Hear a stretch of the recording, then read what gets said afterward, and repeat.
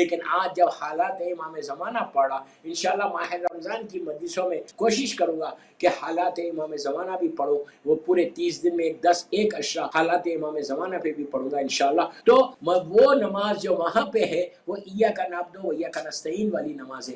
یہ نماز بھی مسجد سہلہ کی بھی نماز ہے یہ، اور مسجد جمکران کی بھی ہے۔ مسجد سہلہ میں ایوری ٹیوزڈے ہوتی ہے اور مسجد جمکران میں بھی ایوری ٹیوزڈے، ہزاروں کی تعداد میں، لاکھوں کی تعداد میں لوگ پہنچتے، اور وہاں پہ مسجد جمکران میں یا مسجد سہلہ میں کئی واقعات آپ کو ملیں گے۔ اگر رمضان میں مجھے موقع ملا اور میں حالات پڑھوں تو اس میں وہ واقعات پڑھوں گا کہ لوگوں نے، اگر وہاں کا عمل یہ ہے کہ 40 ٹیوزڈے نائٹ، منگل کی رات، یعنی شب بدھ، 40 منگل کے شب ٹیوزڈے اگر وہاں پہ کوئی جائے اور یہ نماز پڑھے تو ملاقات امام ہوتی۔ آپ ہم جا کے تو نہیں رہ سکتے، 8-9 مہینے کی بات ہے۔ آپ اپنے لندن ہو، امریکہ ہو، کینیڈا ہو، سب کانٹیننٹ ہو، جو بھی سن رہا مجھے، آپ اپنے گھر میں پڑھو۔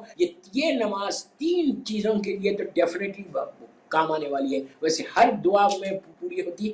اگر کسی کو ہارٹ کا ایشو ہے تو وہ ایاک نعبد و ایاک نستعین والی نماز پڑھے، یا کوئی رسک ہے پرابلم میں، اس کا رسک کا بزنس ڈاؤن ہو رہا تو اس کے لیے یہ نماز بہت اچھی ہے۔ یا کسی کا رشتہ نہیں ہے، لڑکی ہو یا لڑکا ہو، شادی کا رشتہ نہیں ہے، تو یہ نماز بہترین نماز، میں نے بہت دفعہ بتائی ہے لیکن آج جب حالات پہ آیا ہوں تو اس پہ یہ نماز ریمائنڈ کر رہا ہوں، یہ نماز ضرور پڑھو۔ اس کے بعد منگل کے دن یا مسجد سہلہ میں یا مسجد جمکران میں ملاقات ہوتی ہے۔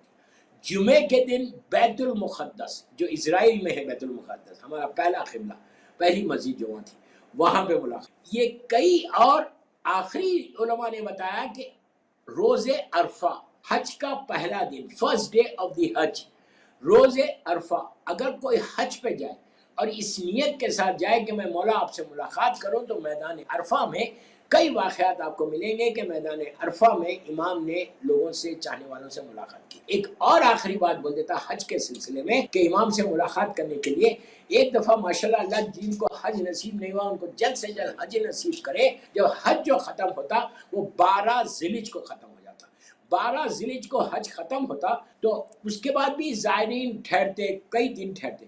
تو کوشش یہ کرنا حج پہ جب بھی جانا، 13، 14، 15 ذیلحج، 12 کو حج ختم ہو گیا، 13، 14 اور 15، یہ 3 دن میں آپ وہیں پہ مسجد تمیم ہے، وہاں جا کے احرام پہن کر عمرہ کرو، اور یہ عمرہ آپ مولا امام حسن عسکری علیہ السلام کو گفٹ کرنا، انہیں مولا حسن عسکری زمانے کے امام کے بابا کو گفٹ کرنا، اور یہ نیت کر کے کرنا کہ مولا میں آپ کو، یہ آپ گفٹ کر رہا ہوں، آپ کی نیابت میں میں کر رہا ہوں، اور آپ اپنے فرزند کی سے زیارت کرا دو۔ تو پھر جو ہے وہ زیارت ہوتی اسی طرح سے۔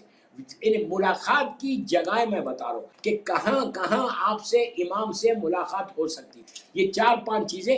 اب امام کا پیریڈ، میرا وقت بھی ہو گیا، اب امام کا پیریڈ جو شروع ہوا اس دن سے آج تک، اب آج کے دور میں ہم کو کیا کرنا ہے؟ آج کے دور میں ہر وقت، ہر نماز کے بعد، یعنی ہر نماز کے بعد آپ امام کے ظہور کی دعا ضرور کرنا۔ ہر نماز کے بعد اپنی دعاؤں میں یہ مت کرو کہ یہ مانگ لیا، یہ مانگ لیا، آپ جتنی دعائیں مانگ سکتے مانگو، لیکن زمانے کے امام کے بارے میں 2 چیزیں بول رہا آپ کو بار بار، کہ سلامتی امام کی دعا ضرور کرنا، اور ظہور امام کی، یہ ہماری ریسپانسبلٹی ہے۔ ہم 1000 دعائیں مانگتے لیکن ظہور کی دعا نہیں مانگتے، آخر میں اپنی دعا کا اینڈ ظہور پہ نہیں کرتے، یہ ہمارا دعاؤں کا اینڈ مولا کی سلامتی کے لیے نہیں کرتے۔